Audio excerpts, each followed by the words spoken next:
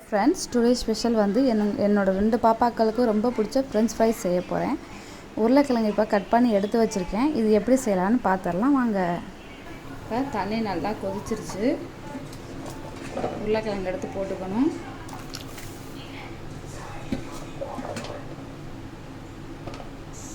தேவையான அளவு உப்பு சேர்த்துக்கணும்.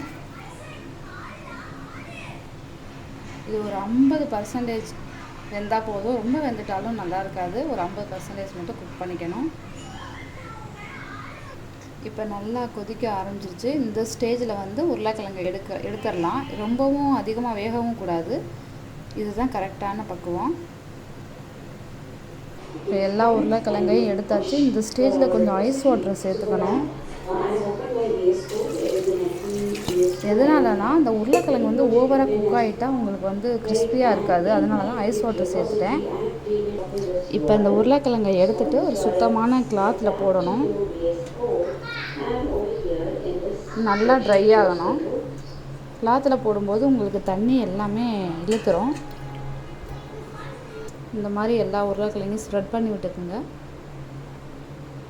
இப்போ உருளைக்கிழங்குல தண்ணி எல்லாமே ட்ரை ஆகிடுச்சு பாருங்கள் ஃப்ரெண்ட்ஸ். இந்த ஸ்டேஜில் நம்ம இதை எடுத்துக்கலாம். 4 ஸ்பூன் வந்து கார்ன்ஃப்ளவர் மாவு சேர்த்துக்கணும். இதில்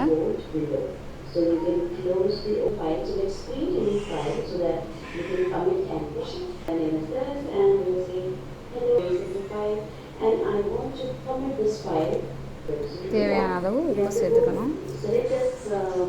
தேவையான அளவு பெப்பர் தூள் சேர்த்துக்கணும். இதை நல்லா பெசரி விடணும். உங்களுக்கு தேவைன்னா நீங்கள் மிளகாய்த்தூள் கூட சேர்த்துக்கலாம். நான் வந்து குழந்தைங்களுக்கு கொடுக்குறதுனால வெறும் பெப்பர் தூள் மட்டும் சேர்த்துருக்கேன். இங்கே பாருங்கள் ஃப்ரெண்ட்ஸ், அதாவது பட்டும் படாமலும் இருக்கணும். மாவு வந்து ட்ரையாக இருக்குது பார்த்தீங்களா? இந்த மாதிரி டயத்தில் நம்ம பொரிச்சு எடுத்துடலாம். தேவையான அளவு எண்ணெய் சேர்த்தாச்சு. இது வந்து நல்லா சூடாகணும். ஆயில் நல்லா ஹீட் ஆகிடுச்சு. இப்போ வந்து நம்ம ஒன்றா பொரிச்சு எடுத்துக்கலாம். உருளைக்கிழங்கு போட்டாச்சு ஃப்ரெண்ட்ஸ். மிதமான தீ மட்டும் வச்சுருக்கேன். கொஞ்சம் நல்லா ஃப்ரை ஆகட்டும். ஃப்ரை ஆனதுக்கப்புறம் காட்டுறேன். இப்போ உருளைக்கிழங்கு வந்து ஒன்றோட ஒன்று ஒட்டாமல் வருது பாருங்கள். இப்படி இருந்தால் தான் உங்களுக்கு கரெக்டாக வரும். இப்போ ஈரம் இருந்துச்சுன்னா உங்களுக்கு வராது. அதனால தான் நம்ம ட்ரை பண்ணுறது.